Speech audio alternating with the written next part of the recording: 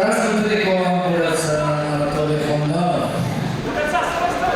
2006 года. Борьбой занимается под руководством Болтахинова Александра Григорьевича. Является победителем первенства Иркутской области и также победитель и призер первенства Боханского района. Его соперник синий трикол Аюша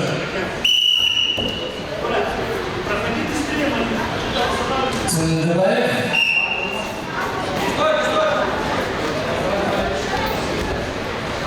Является уроженцем Иволгинского района 2007 года.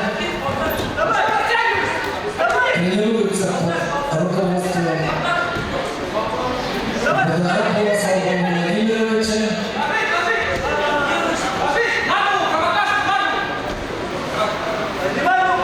Первый тренер Евгений Валерьевич Колбин.